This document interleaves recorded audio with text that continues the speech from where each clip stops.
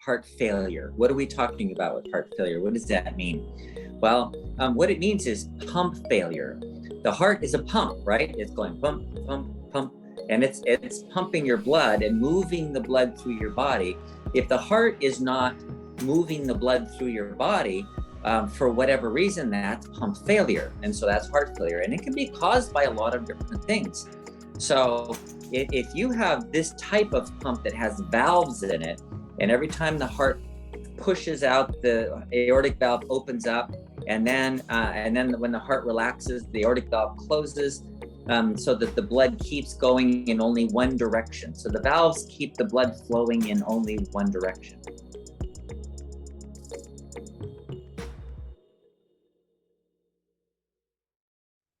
Hello, everyone. Welcome to the Healthy Heart webinar. We are back. I think we're in the 20s now, 21 episode, maybe 21 already.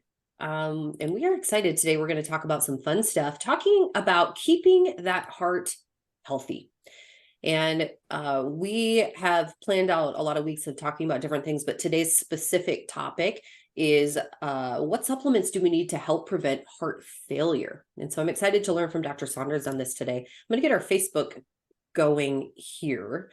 Dr. Saunders, before we get started, would you mind giving us a disclaimer today? Okay, we are going to disclaim all responsibility. I will take no responsibility for your health. I'm not your doctor, but so what I try to do is give general information, but it may not apply to you specifically. So it's important you work with your healthcare provider or research it or whatever to see if that applies to you specifically. If it does, great. If it doesn't, then that's probably not good advice for you. Yes. I give marginal advice to everybody. And I feel like one of the things that we learn on this webinar a lot is that everyone is a little bit different. Yeah. And isn't that beautiful that we are all different, right? Yeah. The marginal advice, you get what you pay for, right? Again, always with the you get what you pay for. We love Dr. Saunders. If we actually charged, if we charged for this webinar, the value would not be zero. It would be a lot. How many of you raise your hands? I think you can raise your hand. If you pay $100 the episode. Actually, what I was going to say is how many of you have access to a doctor right now that you can ask these kinds of questions to? Just curious. Oh, yeah. If you do, raise your hand if you have access to a doctor where you can ask questions like this without paying. Without paying. That's the key. Oh. Okay, so maybe comment in the chat if you do, because now we got a lot of hands raised, but I threw in the caveat of without paying. So how many are you able to get free access to your doctor? I tell you pay for this. We are getting a lot of questions for the Healthy Heart webinar in customer service. We get lately. There's been people contacting us by chat. How do I get on the Healthy Heart webinar? Customers emailing, I want to get on the Healthy Heart webinar. I feel like this is becoming one of our hot topics for our customers. They need this doctor. Well, it is. Well, I was listening to a book by a doctor who is he's supposed to be an anti-aging specialist, right? He tries to prevent people from aging. So I'm going through his book and I'm going, no, that's not right. No, he's got that wrong. No, that's not the underlying cause. That's just one of the markers, and I'm thinking, gosh, people are paying this guy $10,000 a year to prevent aging, and they're not getting good advice. I'm like, God, that's crazy. I know. It's sad. It's actually sad. Yeah. It's really sad. Okay, I haven't gotten any comments from people who said that they're getting free advice from doctors. Nobody. We have a lot of people who are coming in from Canada. Doreen and then Alberta, Gail from Alberta, Doreen from Sarnia, Ontario. I love seeing these Canadians. Vilo and Barbie Garcia said, never. We tried. No doctor will do. That is the answer we got. No doctor will do it. That's the answer we got. No free advice for Terry, but Ashley does have a few doc friends, so that's good. All right. Yeah. And there are some wonderful doctors out there. I don't want to say that there Yeah. aren't, because there are. There are some amazing doctors out there who are digging in and doing the research, like Dr. Saunders is, who really care about getting to the root cause of these issues. And actually, they're not relying on just what they learned 40 years ago in medical school that was already at that point, 10, 20 years outdated. So we're thankful for those people who are doing this work. I think Dr. Saunders might be freezing a little bit, but I bet is he freezing on your end, Cheryl? No, so it's me. Oh boy. Oh, okay. You're freezing. There. Oh, great. Okay, here we go, guys. Let's go ahead and get started. I'm excited about this topic today. Again, we're going to be talking about supplements to help prevent heart failure. And so we have gotten this list from Dr. Saunders, and we're going to dig into these because I think these are important. And I bet there's some overlap where these supplements will not only help with heart failure, but will help with a lot of other areas in your life. And so feel free to share a little bit about that, Dr. Saunders. But the first one, and this is a big one, and I feel like I have some confusion about this as well, because magnesium, I know I have felt the personal benefits of magnesium, but now I'm hearing about all of these different kinds of magnesium, and I feel very confused again. So let's dig in and tell us all the Okay. things magnesium. Okay, let's start out with heart failure. What are we talking about with heart failure? What does that mean? Well, what it means is pump failure. The heart is a pump, right? It's going pump, pump, pump, and it's pumping your blood and moving the blood through your body. If the heart is not moving the blood through your body, for whatever reason, that's pump failure. And so that's heart failure. And it can be caused by a lot of different things. So if you have this type of pump that has valves in it, and every time the heart pushes out, the aortic valve opens up, and then when the heart relaxes, the aortic valve closes, so that the blood keeps going in only one direction. So the valves keep the blood flowing in only one direction. If that valve doesn't work, if that valve opens up, and then when the heart relaxes, the pressure from the aorta pushes the aorta down, and the blood is leaking back into the heart, then you're filling up the heart with the blood you just pumped out. And so it's going in, out, in, out, in, out. The blood's going back and forth instead of around and around.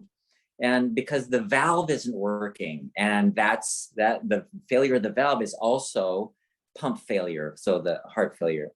The other kinds of things that can happen is called systolic heart failure. And that means your heart just doesn't have enough energy to pump. So it goes, and you can do an echocardiogram if ever you've had an echocardiogram, and they tell you there's a lot of numbers on it, but there's one kind of important number of overall function, and that is what's the percent of the blood that's ejected, called the ejection fraction, each time the heart pump beats. So if the heart beats and pushes 70% of the blood out, that's great. That's a really good pump. If the heart beats and only pushes 20% of the blood out, that's not a good pump. You have to be 10 times more to circulate the same amount of blood if you're only getting 20% out each time. And that is because there's not enough strength in the muscle fibers to pump all the blood out. And that can be for various reasons, and we're going to talk about that. The other way is that the heart doesn't relax. Remember, we talked about this last time, that the heart muscle cells are like a mousetrap, where they have to put the energy in to relax it, and then it's set, and then the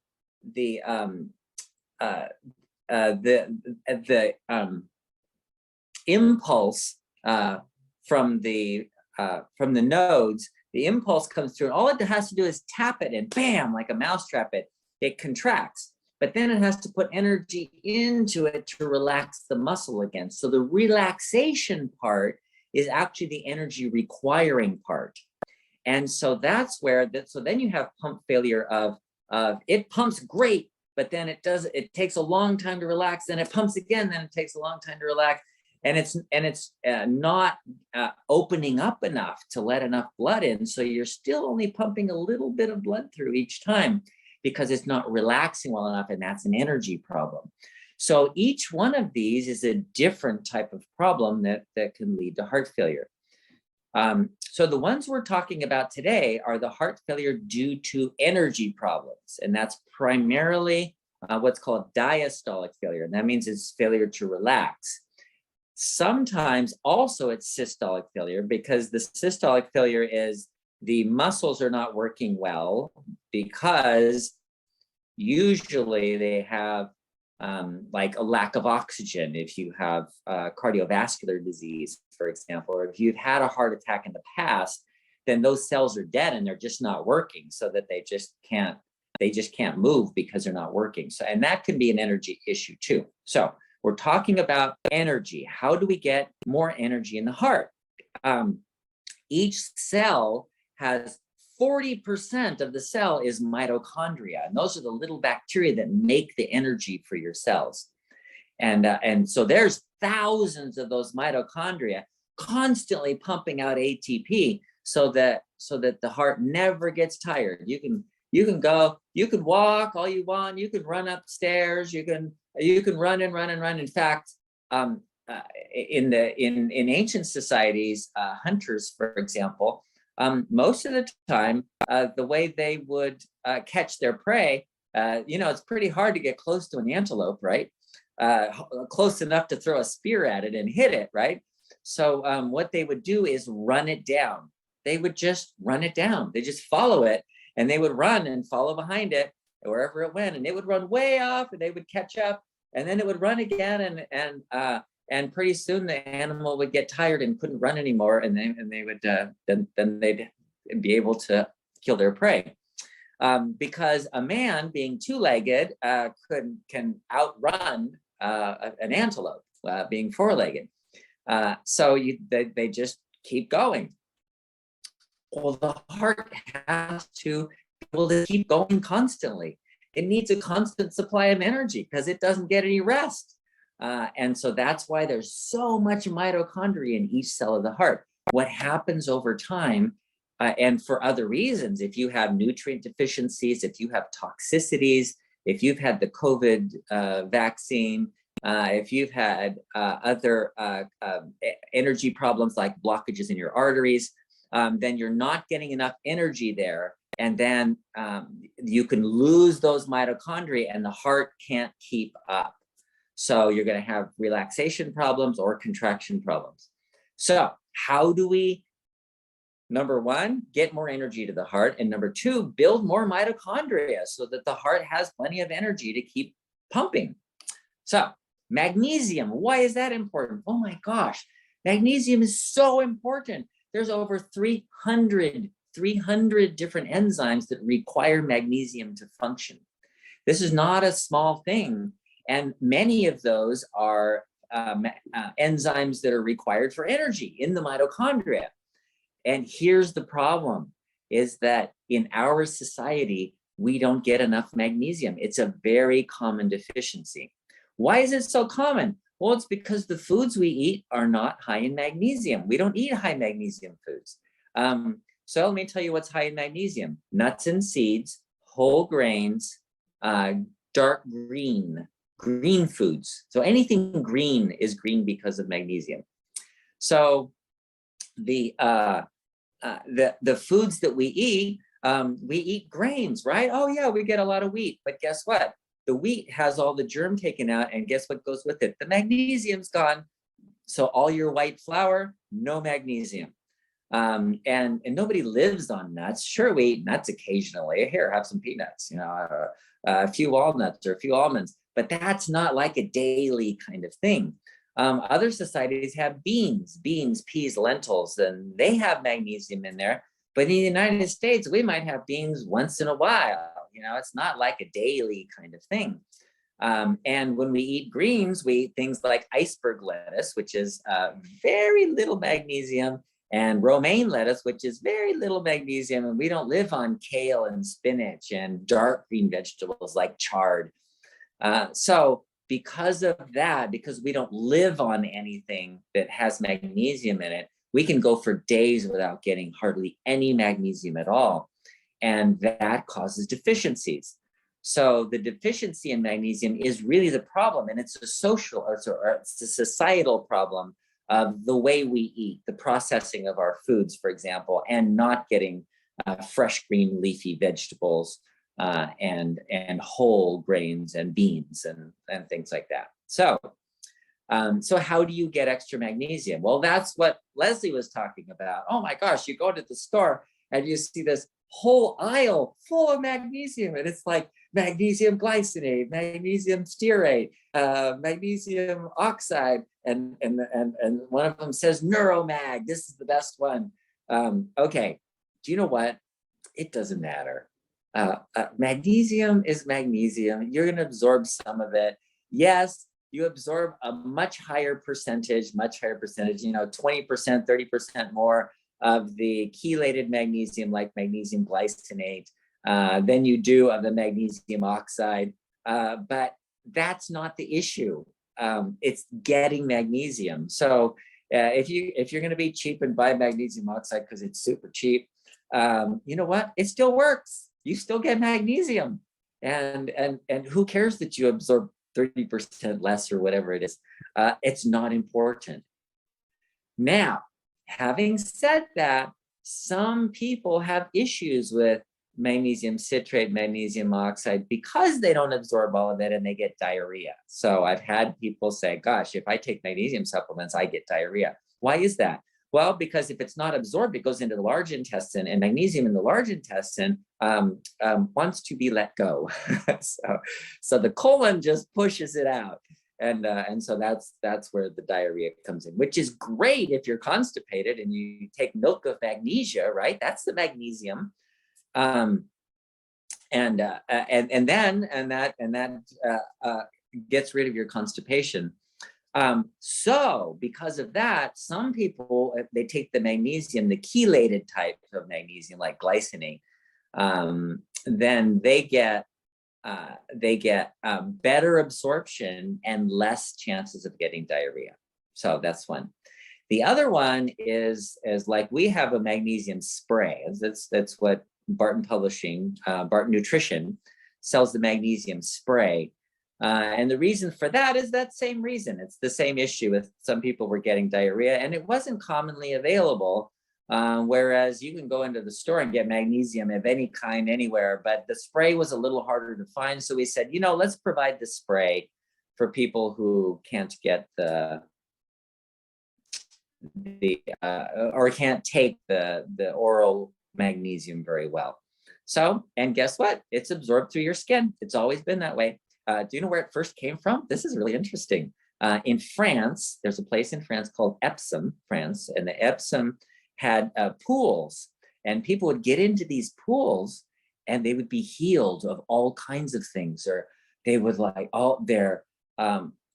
their pain would go away, their arthritis would go away, and these were amazing healing pools. And so they would take the water and they would dehydrate it and take the salts, and they called them Epsom salts, and they would send them all over the world. And this is the healing salts from Epsom. And they found out it's magnesium sulfate salts. And yes, it's absorbed through the skin. And that's why people would get in and people who are deficient in magnesium and they've got pain and they don't have any energy and their arthritis and things aren't working right, and they get the magnesium and all of a sudden everything starts functioning. They go, wow, it's a miracle, miracle healing. So that's where it is. So nowadays you can buy Epsom salts in the store, but I look at them and they have all these extra things in them. They've got natural, not flavors, but natural colors and all this extra stuff. It seems fragrances are very high. You walk down those aisles and it's like, woof, so powerful and potent. Would you recommend taking a bath in Epsom salts from the store, like with all these actual added ingredients? I don't know. Some of them are okay. Some of them, if they use lavender oil or the fragrances or the natural oils or something, the essential oils or something like that, that would be fine. But you can get like bags of Epsom salts. It doesn't even say Epsom salts. It says magnesium sulfate. And it's like really cheap. And baths are great in magnesium sulfate salts. So if you have a heart problem, take an Epsom salt bath or use our magnesium spray. Yeah. Or take a supplement or eat a lot of beans. Be careful. Start small. Okay, let's move on. So magnesium, our next supplement to prevent heart failure is vitamin C. Okay, vitamin C. Okay, so remember we're talking about energy. Vitamin C is very important for the glutathione. So your body has to recycle glutathione, and one of the things it uses to recycle glutathione is vitamin C. So vitamin C by itself is an antioxidant. It's important for the function of mitochondria, but I think even more important for our purposes, what we're looking at here, is getting enough vitamin C to recycle glutathione. And what's really interesting, Linus Pauling, when he did a whole bunch of research on vitamin C, he decided that atherosclerosis was scurvy, a lack of vitamin C. Scurvy is just a vitamin C deficiency. So the vitamin C is an important part of the function of the body and of breaking down clots that can cause the constriction of the blood vessels to your heart and decreasing the blood flow. So vitamin C has a lot more importance than that, but a lot of it is getting enough glutathione so that you don't lose your mitochondria. The glutathione protects your mitochondria from oxidation, free radicals, so that you don't lose the mitochondria and you can maintain that 40% mitochondria in your heart muscle cells.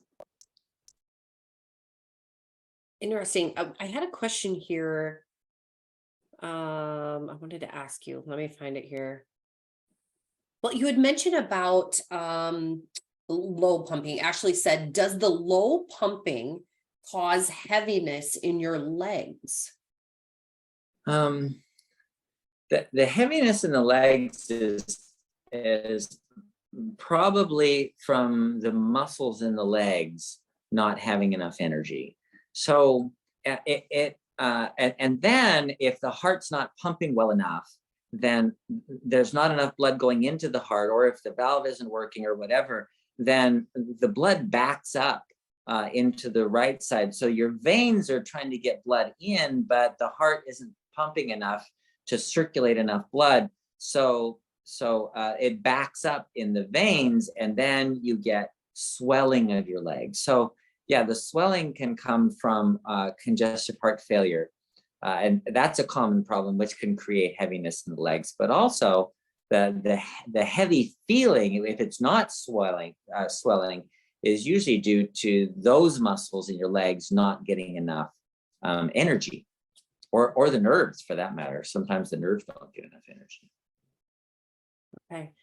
The Garcias are asking, what is the best way then to exercise the heart? Okay.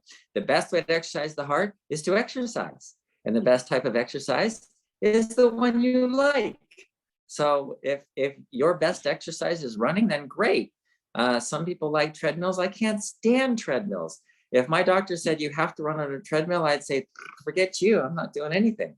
I would rather do nothing than run on a treadmill. I just can't stand being in one place all the time. If I'm going to run, I'm going to be out in the open and enjoying the air.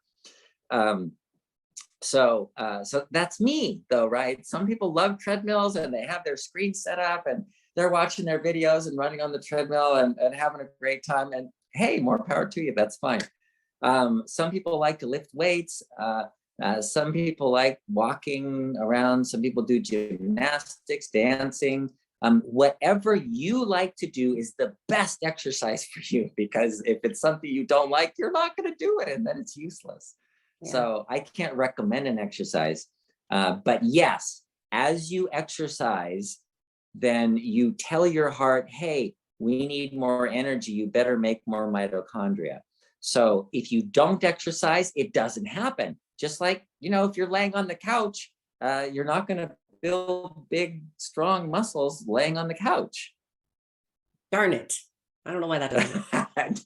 You have recommended HIIT exercises before. Do you want to review that real quick? Can you do the HIIT exercises with any kind of or type of exercise? If someone loves or just about anything you can. So HIIT is high intensity interval training, HIIT. And so what it means is it's high intensity, but for intervals. So you do it for like 10 seconds, and then you do 30 seconds of light exercise, and then 10 seconds of intense exercise, and then 30 seconds of light exercise. So the simplest way to look at it is you're sprinting for 10 seconds, and then you're walking for 30 seconds, and then sprinting for 10 seconds, and then walking for 30 seconds. And that is a great way, because the high intensity reaches your maximum of what your muscles can put out.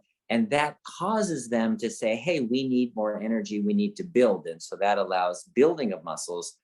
But you're not overdoing it. You're not tearing and doing damage to the muscles. So that interval way of doing it, and you do that like that high intensity and then light and then high intensity and light for like 12 minutes a day, 15 minutes, done. I mean, who can't do that for 15 minutes? And if you're dancing, oh my gosh, if you're doing gymnastics and flipping and jumping and running and I don't know, whatever you're doing, you're doing handsprings for 10 seconds and then walking for 30 seconds. I don't know. But yeah, you would do practically any exercise. You can do it high intensity for a short time. I know the Garcias love high intensity interval training as well. And probably within the past year, we put together a playlist on our Barton Publishing YouTube channel, and it is called Movement with Mariah. It is on that link that I just shared in the chat, or if you're on Facebook, it's in the chat. That's a really good option. So if you want to check those out, do those to the best of your ability. That is just one option. So enjoy that. And they're done really well. Just quick workouts. It's great. Okay. All right, guys. We talked about 2 supplements, magnesium and vitamin C. And now we're going to go ahead and jump to thiamine. Okay. Thiamine. I think either way is okay. I've heard it both ways. That's vitamin B1. So if you want to be a vitamin, that's the one to be.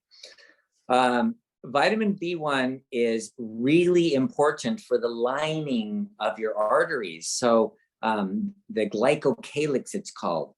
The cells that line the arteries are called the endothelium, and they produce this glycocalyx, and they need vitamin B1. That's really important for circulation. And when you don't have enough vitamin B1, then you don't get good circulation in the tiny arteries, the small ones. And that's where the problem, like people with diabetic neuropathy or diabetic heart disease, or even diabetic brain disease. It's common in diabetes, but a lack of thiamine has been shown in a lot of problems with circulation. People with Parkinson's disease, for example, there were several studies that showed that a high dose thiamine could reverse some people with Parkinson's disease who had it because of a lack of blood flow. So the thiamine is really important for getting blood flow and getting adequate amounts of thiamine. So how do you get adequate amounts of thiamine? Green vegetables are great.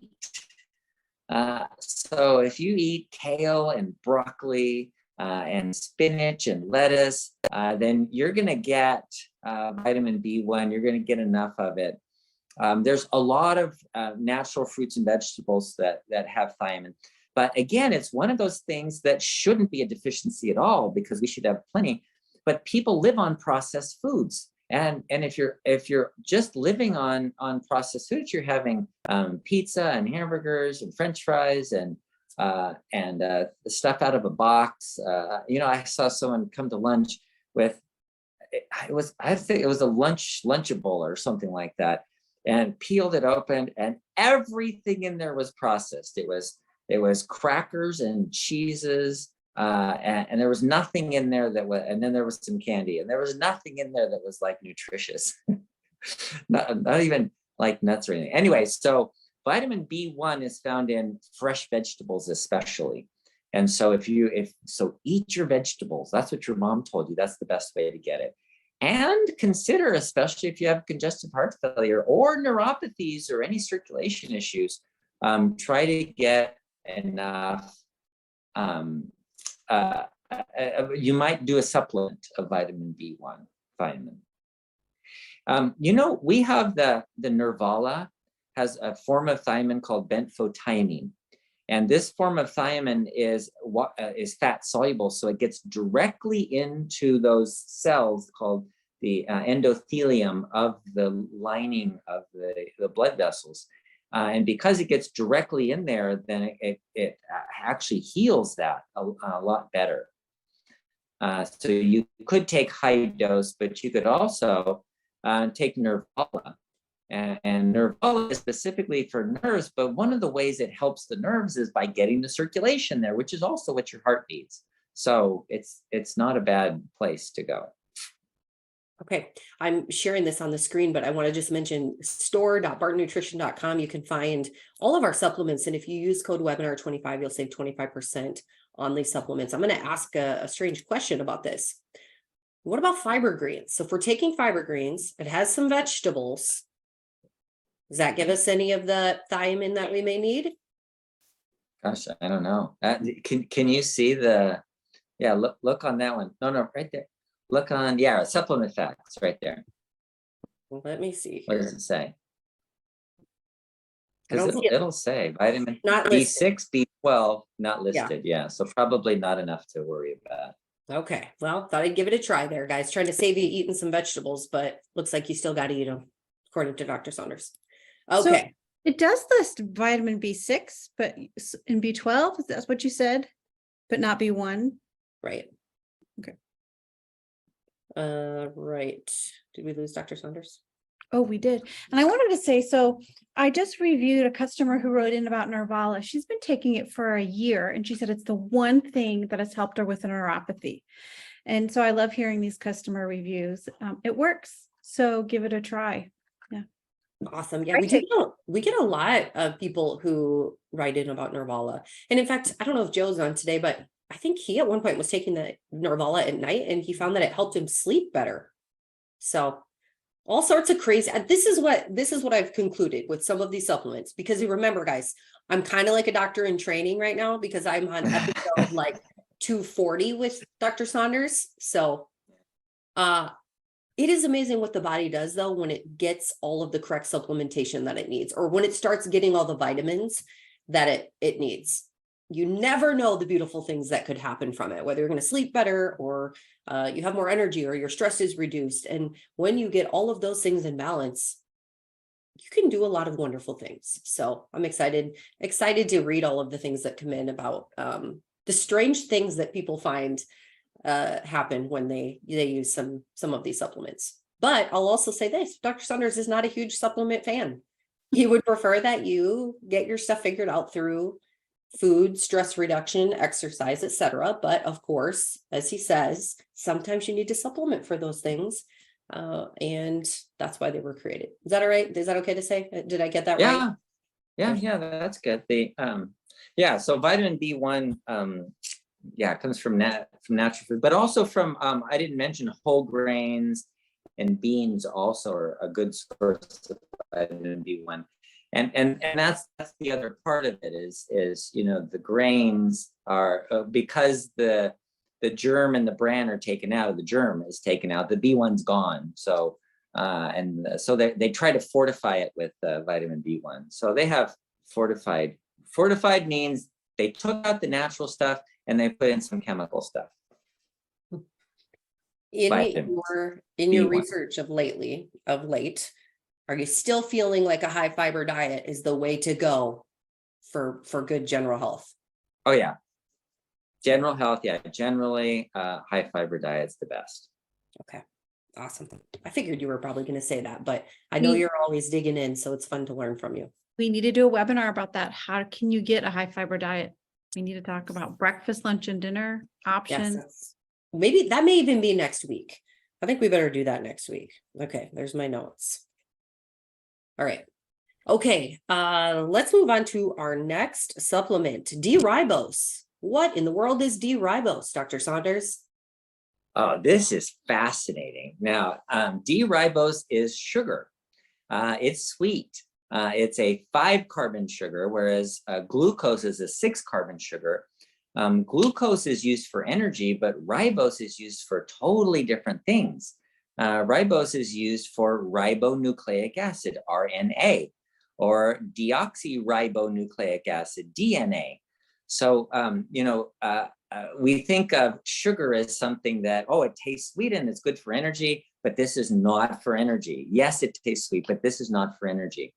Now, ribose is found in natural foods. So if you're eating fruits and vegetables, you're going to naturally get some ribose in there.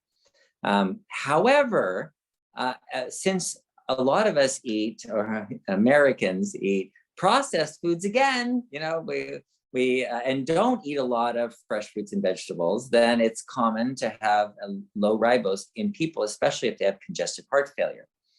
Why is that important? Well, remember we were talking about those mitochondria, the 40% of the cell that's mitochondria, and they need to reproduce. And the process of reproducing requires that they make the DNA, deoxyribonucleic acid. You have to have that ribose in there, or you can't reproduce. You can't make the DNA to reproduce those cells. So it's very important that you have it. And it's not hard to get enough of it, but in people who have a problem with congestive heart failure, it's one of the common deficiencies. So it's something that if you have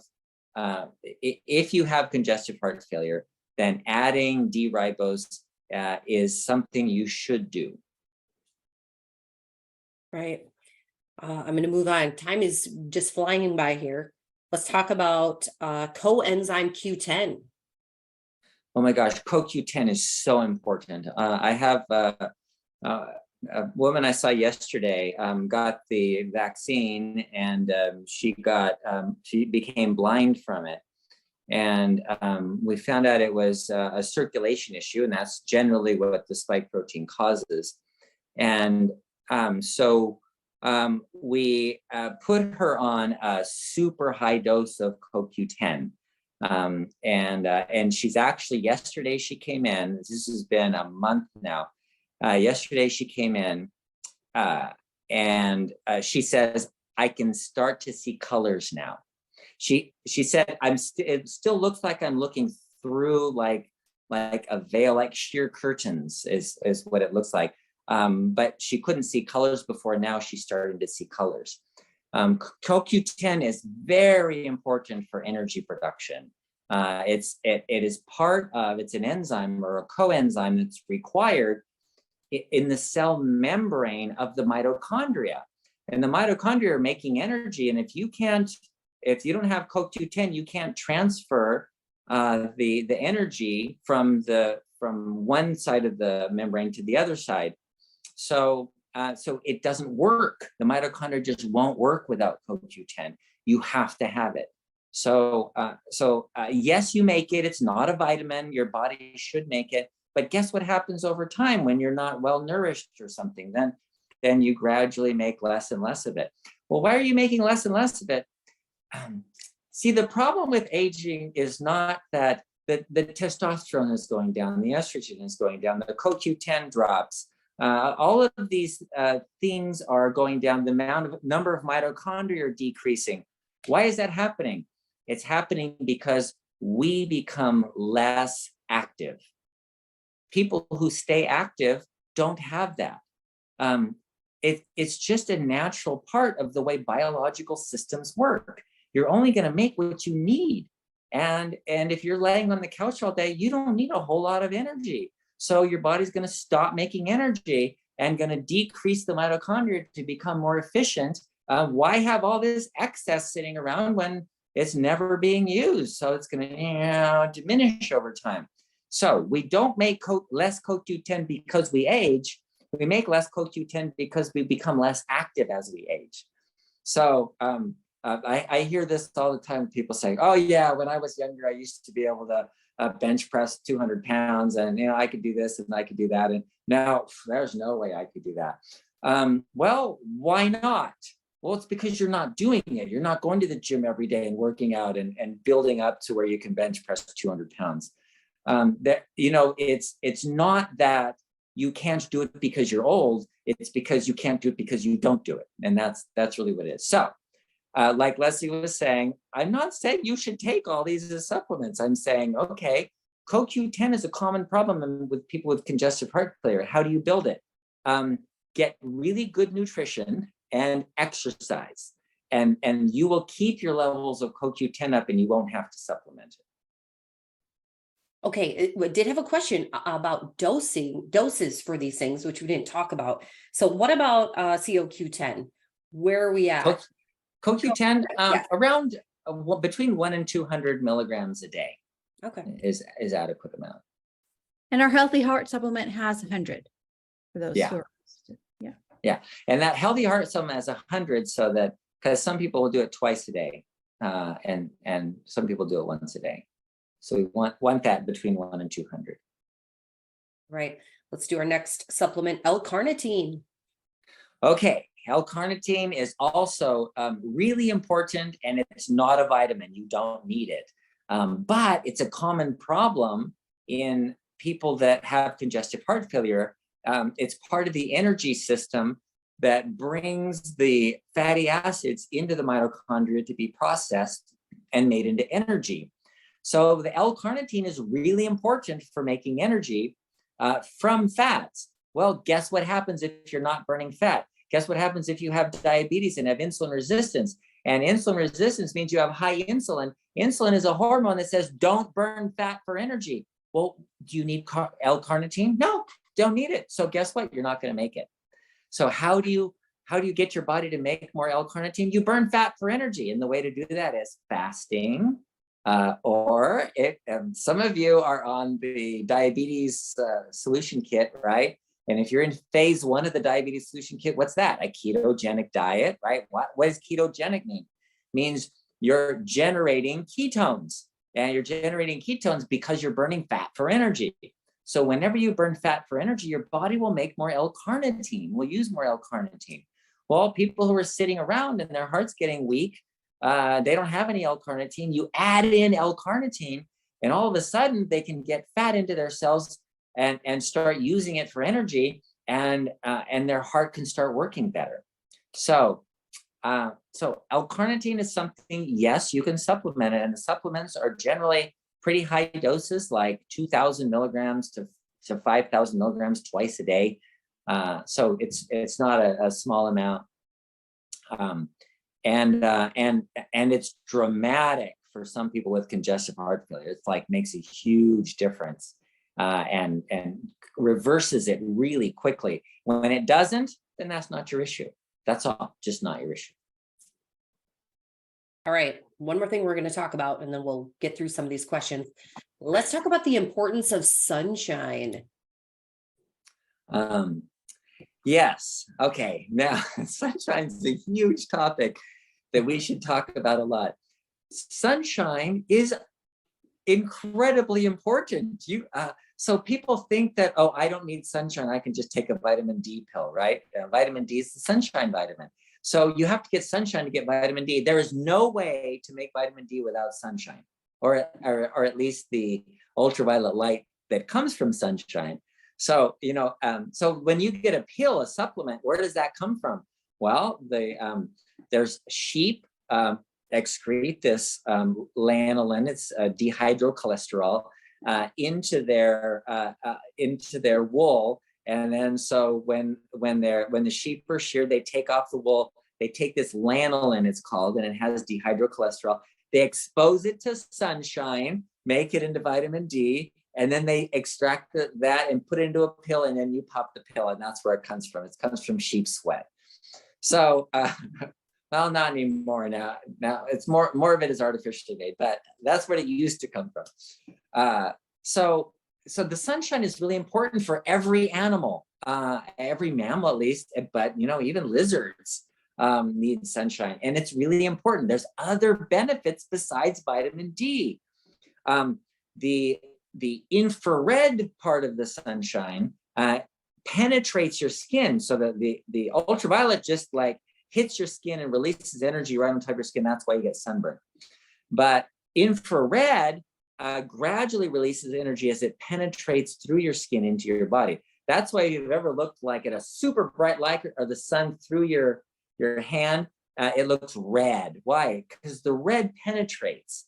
And that penetrating light turns on genes, turns on proteins. They're called chromophores in the body that turn on energy production, that help your heart to function, that help your blood vessels to dilate. It's remarkable how good sunshine is for you. So it's not just the ultraviolet light. It's the infrared light. It's the whole spectrum of light. So you know what? The best recommendation I can make is get at least like 15 to 20 minutes of sunshine a day. It doesn't require hours and hours, but expose a significant part of your skin to sunshine. And it's amazing how much benefit you'll get from that. Love it. This is so good. This is a good list. I'm going to quick review these, and then we're going to dig into some questions. Well, I'm not going to review them fully, but the list of supplements: number 1, magnesium; 2, vitamin C; 3, thiamine or thiamine; 4, D-ribose; 5, coenzyme Q10; 6, L-carnitine; and 7, sunshine. Okay, so there's your list for today. Let's see if we can get through some of these questions here. There's a lot of good ones. Okay, actually, I'll ask this. Tyler had asked, what is the ideal BMI? Because he heard you talk about this yesterday. And okay, so we got to know. Okay, there's no ideal BMI for everyone, but if you look at the charts, what's really interesting from the 1970s, the lowest or the longest had a BMI around 20. Today it's around 25. So actually, the ideal BMI seems to be right about 25, which we consider overweight. We would say overweight with someone who's BMI of 25. And why that is still a mystery. I don't know why, and I haven't been able to find it. Interesting. And I think even on one of the other webinars we talked about, it even creeps up towards even that 29, 30. It showed even higher. So yeah, it was okay. Yeah. Yeah. Which I thought was great. So all right. What might cause mouth ulcers? Thought it was low B3, but they came back after starting a B complex. And a side question or side note here, I had a conversation with someone who said that they aren't absorbing their B vitamins today. So why would that be? And is that a possibility? Yeah, that's the possibility. There are people who get B vitamin deficiencies, and it's usually because of leaky gut, which is the gut worn away from chronic inflammation, which sometimes comes from celiac disease. So having a lack of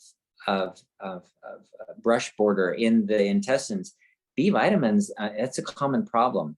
B12, if you have any kind of stomach irritation, you won't absorb vitamin B12 because you won't make intrinsic factor very well.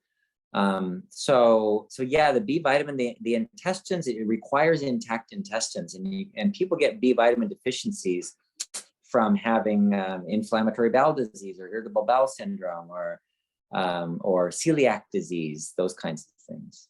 So what do you do then? Well, you have to deal with each one. So if you have celiac disease, you got to get off gluten or you're not going to absorb. Yeah, you can pop all the pills you want. You're not going to absorb it. Yeah. Okay. And then the question was too, could that cause mouth ulcers, or what might cause mouth ulcers? Yeah, that's interesting. Yes, there are mouth ulcers that can happen from B vitamin deficiencies. But most of the time, the mouth ulcers are caused by a virus, usually a Coxsackie virus.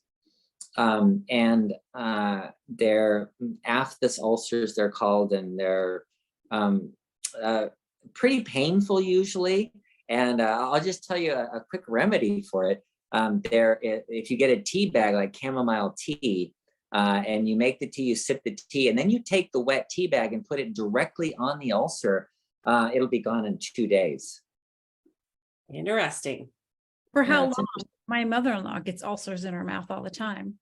Yeah, if you hold it on there for 20 or 30 minutes. Okay. Yeah. We'll try that. You heard it here first, guys. You never know what you're going to learn on these webinars. All right. Someone said they meet with the general surgeon today to consult to remove gallbladder. Any suggestions for questions to ask him or for recovery?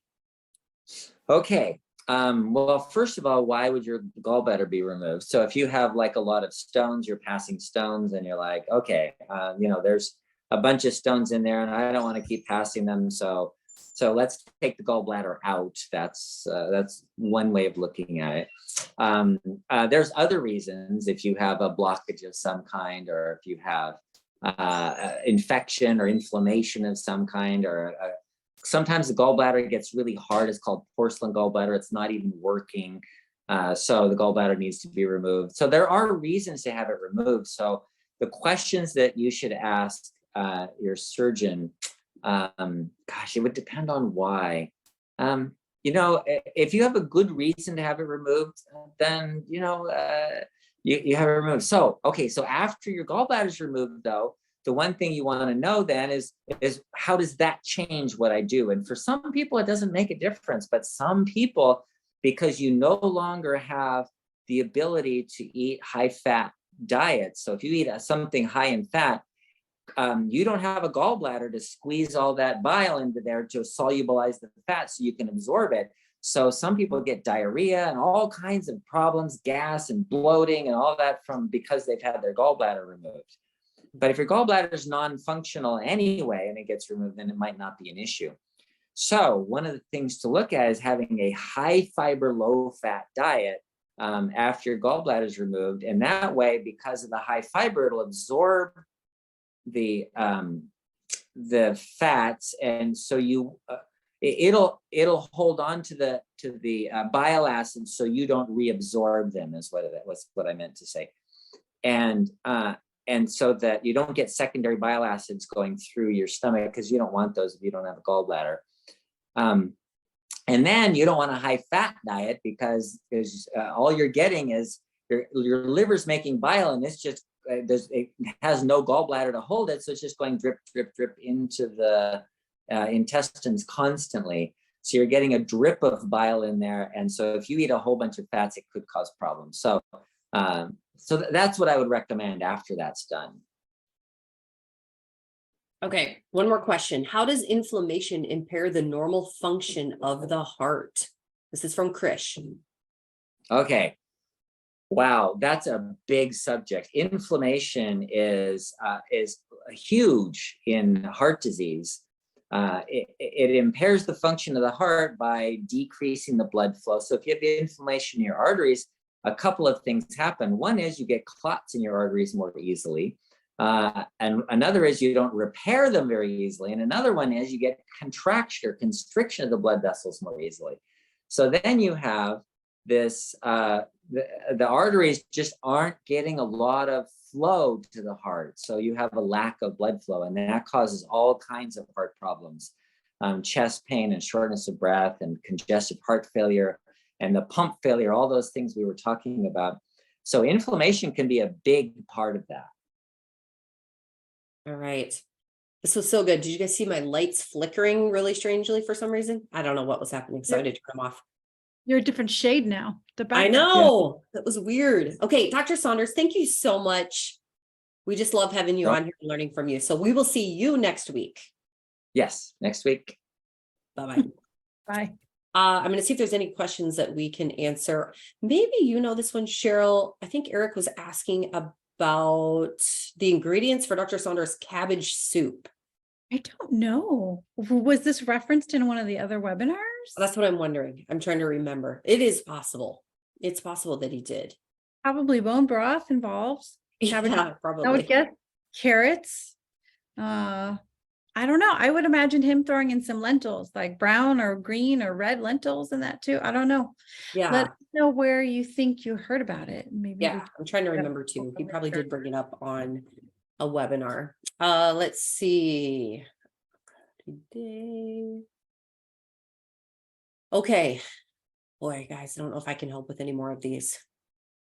Yeah, some of these are pretty intense. Yes. Okay, you guys, thank you so much for being here. We had quite a few people on today. So come back again next week, or we'll do the same thing, answer or ask your questions there if we didn't get to them. And I think next week we're probably going to be talking about high fiber daily plan. What does that look like as far as eating? And so bring your thoughts too about that. If you have some high fiber meals, maybe you're using the Healthy Heart Solution Kit already and you're like, man, that recipe was so good, or I've learned this, or whatever, share your thoughts with us next week, because that will help everyone in the group too. And we would just love to know what's working for you and what you're enjoying. So yeah. Anything else? I think we should do one on inflammation of the heart. That seems to, he covered it just like at just the tip of the iceberg with inflammation. So Agreed. I'm going to write that one down too. Okay, you guys. And if you have not joined us for our fixed blood sugar webinar on Wednesdays, you can do that as well. That is at 1 p.m. Central. You can register for that at bartonwebinar.com. So we have 2 webinars each week, different topics, but you still get to learn from Dr. Saunders, which is wonderful. And you can ask questions there. So, and tell a friend about these webinars. They're free. I feel like there isn't anyone who has learned too much about staying healthy, I'm pretty sure. So it's always good to hop on these and learn about what to do to prevent heart disease or even prevent type 2, and ask any questions that may come up. So thanks again, guys. We will see all of you next week. Thank you, Cheryl, for being here as always. Such a good webinar. Love it. doctor in training. I love it. Yeah. Just decided that was my title now. So not seriously, guys, I'm very far from that, but it is fun. I just enjoy learning from Dr. Saunders, and I feel like he's just a great teacher. He can teach visually, which is what I need. The way that he teaches is just easy to understand and just very appreciated. So, and he is someone who has so much knowledge, but he makes it very easy to understand and digest, and it's good for all of us. Yes, agreed. So good. Okay, guys, thanks again. We will see you next week, and God bless. Bye.